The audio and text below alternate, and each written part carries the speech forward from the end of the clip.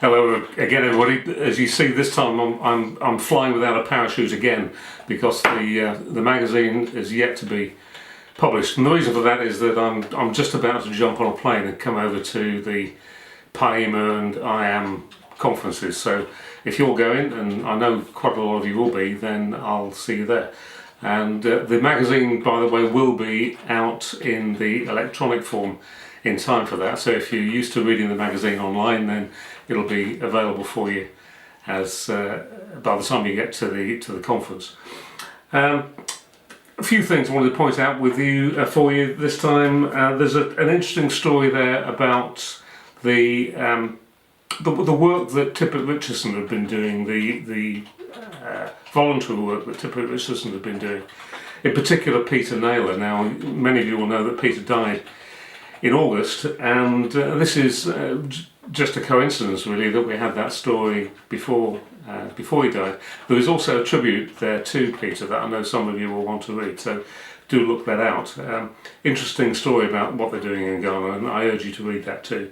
There's another interesting story too that is a little bit unusual. It's a bit unusual for us, it's a bit unusual for anybody, and that is we've done a story about JP Mary, who I know loads of you know JP, and he is suffering from terminal cancer, and he contacted us a little while ago and said that he would very much like to tell his story in the magazine, and so we were very happy for him to do that. And the first instalment of that story is in this issue, so I urge you to read that. Now, JP has said that if possible he will send us some updates to that to let everybody know how he's getting along as time goes by and for as long as he's able to. So that's a bit of an unusual thing for any publication to do, and unusual for us too.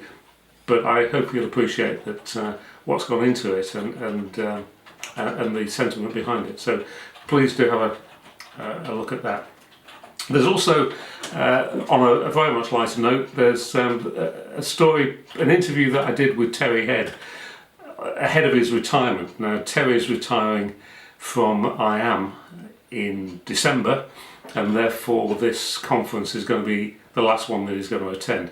It will be very different without Terry, of course. Terry has been planning this for some little while, but read the story and we can, you can have a look at that. I'm also next month going to be doing, with a bit of luck, an interview with Charles White, who is taking over from Terry, and I know a lot of you know Charles too, but hopefully that interview will find out a little bit more for you.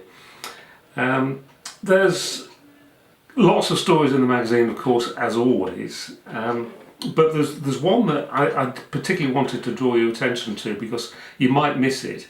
It's not really a story as such, but there was a story in the magazine. This is talking about the UK transport market. There's a story there that has been provided to us by the Road Haulage Association, talking about the clean air zones that are coming in the UK, and arguing that some of the basis on which the decisions have been made is not necessarily right.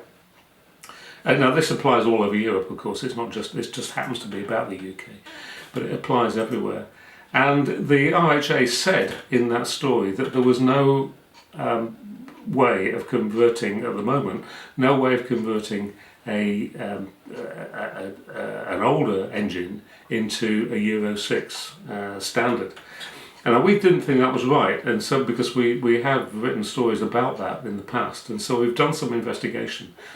Now, actually, the RHA is right. There is technology available to do it. However, for it to be approved and for it to allow people into clean air zones without having to pay, then it has to be tested on every individual engine, and that testing process is not yet complete. And so the RHA is right. There isn't at the moment a fix for this. So if you're thinking about having vehicles upgraded to Euro 6, just make sure that the engines that you're using are the engines that have already been approved, because if you don't, you could spend the money and still not be able to go into the clean air zone. So just check that out, and I'm sure that is the case in other parts of the world as well. So just be a little bit careful about that. I'm sporting a new shirt. I mean, you've noticed. You can probably tell it's new because I've just taken it out of the packet and it's still got creases down the front. Now the reason for that is because, you remember last month I said that we were going to be launching a new app. Well, we've launched the new app. It's at the moment it's only for Android phones. The only reason for that is that the system you have to go through to get the Apple one sorted is torturous, and anybody that's done it, I'm sure you will know about that. So we haven't done that yet, but I'm hoping by next month we will. So I've got new shirts which I shall be sporting at the IAM conference, and on the back, I'll show you the back if you like. On the back it says that you have to get the app. So please go and get the app. All you do is just go into the Play Store and type in the Mover and it will come up and you'll get one of those. And the other thing that I will say is I will see lots and lots of you at IAM. If you have any stories to tell about what you're doing, about new things that your company is doing, about new people that you've taken on, ideas that you have, or even just comments you want to make about the industry, just grab me in the corridor and we'll sit down for 5 minutes and have a chat. And then I can tell the world. Good, that's it. I'm just about to jump on a plane. I'll see you next week. Bye for now.